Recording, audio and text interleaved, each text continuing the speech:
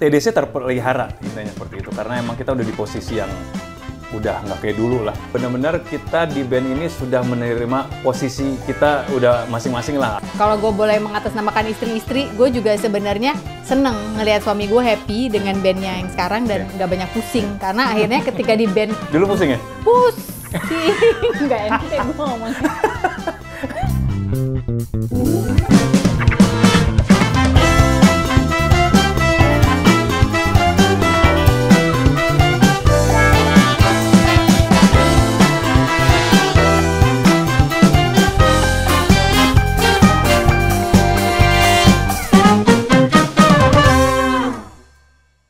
Sekarang kan anak-anak ketika mereka ngerasa dirinya udah bisa mandiri, ya kan? Tapi orang tua tuh ngerasa lu tuh masih tetap harus diayomin gitu loh kan? Yeah. Itu selalu bentroknya di situ kan, kita kan? Yeah. Mulai bentrok sama anak-anak gitu loh. Jadi kita jelasin aja, kita nggak bakal lepas gitu loh. Pokoknya selama kamu deket sama ayah sama bunda, kita jagain. Kalau kamu jauh, kita jaga pakai doa. Wow. Kalau lagi jauh dijaga pakai doa, karena doa itu menjangkau kemana-mana. Emang bener banget sih. Iya, emang sih. Doa itu menjangkau sampai kemana-mana ya. Iya, dan doa orang tua itu betul-betul sepanjang jalan bener-bener. Iya, betul. Setiap langkah mereka, setiap nafas mereka kan doa kita kan. Terus kan Kai jauh di Bandung, ya kan. Udah. Dan udah kita bilang, pokoknya ayah sama bunda percaya sama kalian. Pas kita ngelepas dia, gue cuma bilang satu, Kai, manis-manis ya. Ayah sama bunda percaya sama kamu. Terus yang ketiga, ketika ada cowok ngelangkah satu aja masuk kamar kamu, kamu yang pulangin ke Jakarta, beneran loh. Iya. Udah. Iya. Terus dia iya. Iya. Oke, siap, nangis dia. Pas gue bilang kayak gitu, bener-bener nangis. Nggak gitu. boleh masuk. Udah. Lawan jenis, ya. Percaya, udah. Sempet ini sih sempat merinding sama sedih sama si Kai karena yang biasa anak pertama kita kan, sebagai anak pertama ntar bisa menjadi contoh sama adik-adiknya juga gitu loh. Tapi emang gitu biasanya anak pertama, anak kedua, ketiga belum tentu treatment lu begitu kan? Tentu. Pasti nggak tiap bisa anak template. beda. Nggak bisa template. Oke. Tadi menarik sih waktu Aryo sempat bilang bahwa kita harus percaya doa orang tua itu menjaga mereka ketika mereka jauh. Gue sedikit teringat lu juga pernah bilang itu ke gue soal nyokap ke lu. Oh. Ya, dulu waktu lu bilang, iya, gue kalau bukan nyokap gue yang doain sih, gue udah hancur. Gue udah abis, udah hancur. Karena ya zaman anak band, lu bandel kan ya anak band dulu? Termasuk bandel nggak sih? Sebadung apa sih selain nggak masuk kuliah, menom-menom. Lu bandel banget nggak? Bandel banget. Oke. Dan lu merasa kalau doa nyokap lah yang menyelamatkan lo dari keterperosokan dunia yang lebih gelap lagi. Bener. Sampai akhirnya ya yang membuat gue akhirnya udah nggak badung lagi ya nyokap juga dan ketika gue udah punya buah hati gitu loh, anak-anak segala macam gitu. Jadi emang gue nggak mau istilahnya mengotori bayinya mereka yang bersih baru lahir itu zaman dulu itu. Jadi bener-bener gue udah nggak ngapa-ngapain pas itu. Jadi karena nyokap dan karena anak gitu. Gitu. Lu bisa dibilang anak kesayangan nyokap nggak sih? Karena kalau gue lihat kayaknya lu deket banget sama nyokap lo, Rio ini. Banyak yang bilang sih, cuman emang nyokap nggak tahu deh. Cuman kan gue nggak enak kalau gue bilang iya gue nggak enak sama adik kakak sama abang-abang. Nggak enak. Ntar kalau mereka nonton siapa bilang? Tapi gue ngerasa sih iya. Bahkan bokap gue zaman dulu almarhum tuh bener-bener sama gue juga deket banget. Gue sering digendong, sering di apa segala macam lah. Sering di emang beda gitu loh. Cuman dan gue ngeliat ke kakak-kakak gue nggak kayak gitu. Lu melihat itu? Tapi kalau gue beda gitu loh, cuman nggak tau lah. Apa mungkin ini pandangan gue, cuman semata. Dulu apa nyokap ke yang lain sama juga, cuman gue nggak tahu. Cuman gue ngerasa nyokap tuh kalau ini sama gue tuh beda banget, emang bener-bener kayak Mila bilang, gila itu, lu kayaknya kesayangan nyokap banget ya katanya. Karena kalau ada apa-apa nyokap nanya, nyokap telepon segala macem, nyokap ngomong ke gue segala macem, itu kayaknya si Mila ngerasa nyokap tuh sama gue sayang banget gitu loh. Tapi lu sadar nggak sih sebenarnya rasa yang lu punya itu, ini observasi gue ya. Ketika lo merasa enggak kayaknya bokap gue tuh sayang banget sama gue, nyokap gue tuh sayang banget sama gue tuh digendong di apa, itu tuh justru sebuah anugerah. Karena menurut gue itu mencerminkan hubungan lo sama Tuhan juga, sama Allah kalau menurut gue. Karena kan mereka perwakilan Tuhan di bumi dong. Kalau lo bisa melihat perwakilannya aja ke lo sayang, berarti lo menjalani hidup sebenarnya dibandingin orang lain yang ngerasa bapak ibunya kurang sayang, lebih ringan loh sebenarnya. Betul, setuju juga gue. Karena gue kalau dibilang dulu tuh yang paling, nyokap gue yang bilang yang paling rajin sholat gue. Makanya gue setuju kayak gitu, mungkin juga ya bisa jadi gitu. Dari kecil tuh emang udah yang nggak disuruh sama nyokap tuh gue. Sholat langsung? Udah sholat langsung, udah inisiatif sholat subuh sampai isya segala macam. Karena nyokap gue gue keinget ketika dibilang gue pernah nggak sholat, gue bohong sama nyokap, gue bilang gue udah sholat, tapi nyokap tahu gue nggak gitu. Oh kamu berani ya takut sama mama, tapi nggak takut sama Allah, gitu. Kena tuh lo.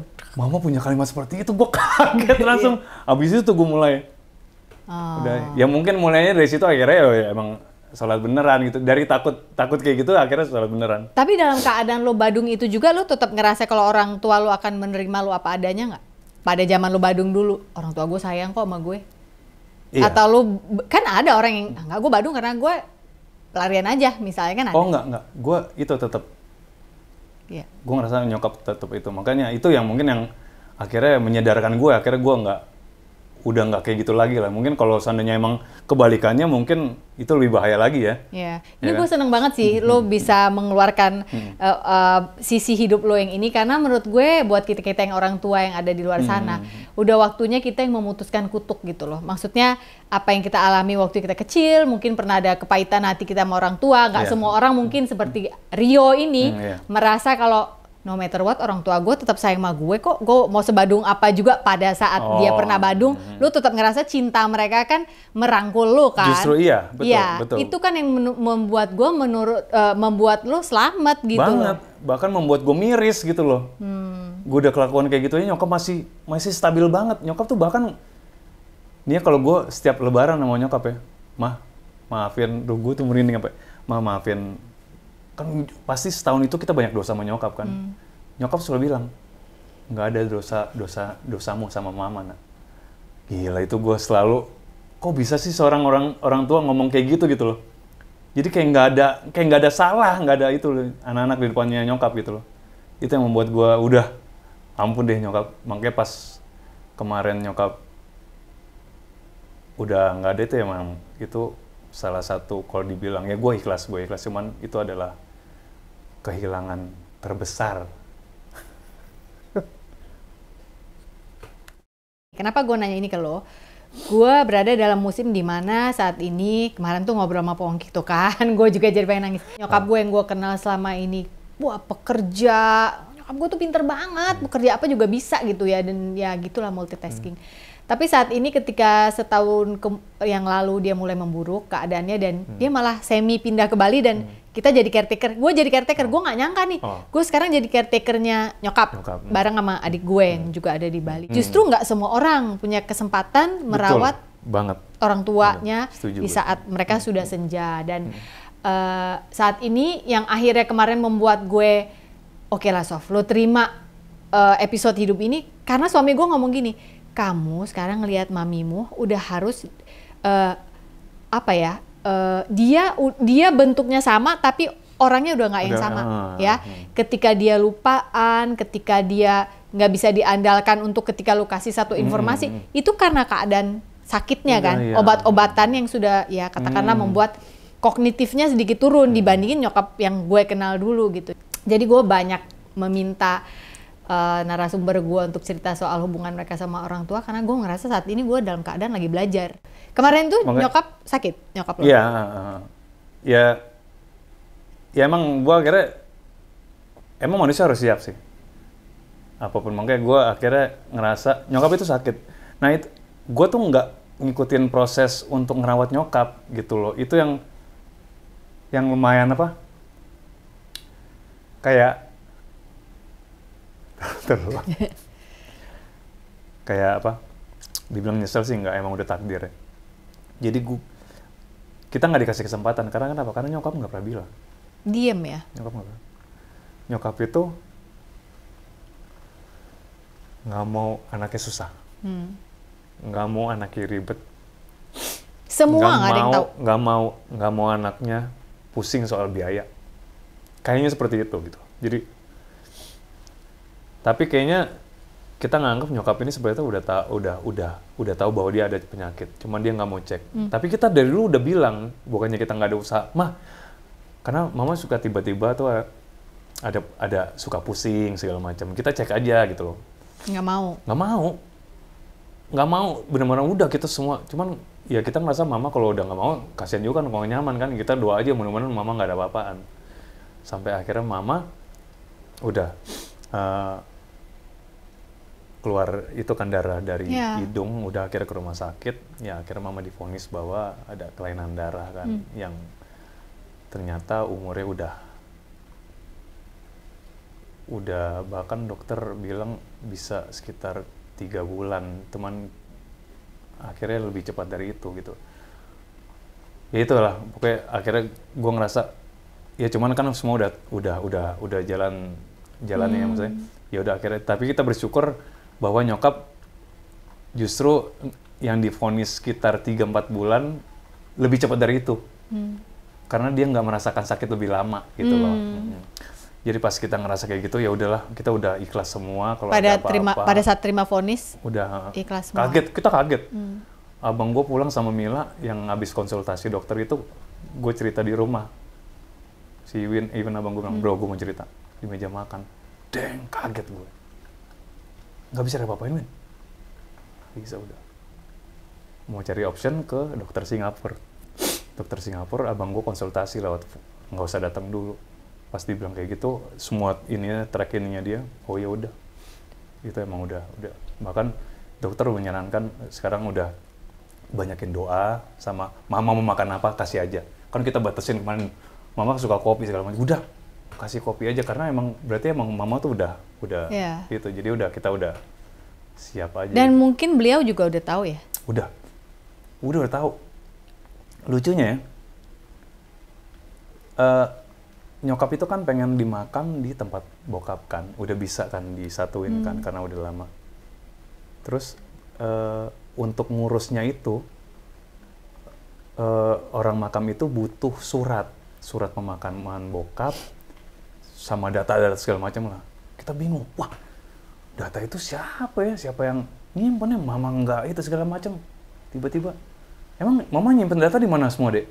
Nanya sama Dek, biasanya di lemari mama. Si Yuen tiba-tiba mau ngurus.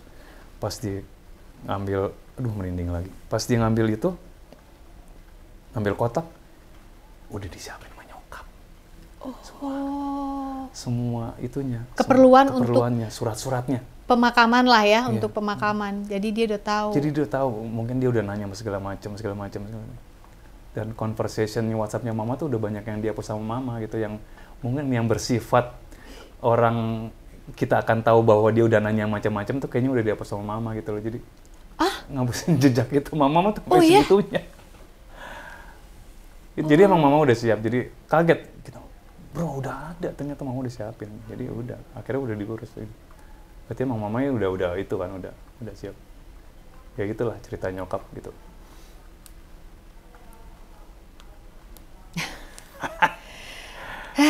Ya kalau cerita soal orang tua, cerita soal anak nggak ada habisnya. Cerita soal orang tua kayaknya lebih nggak ada habisnya lagi.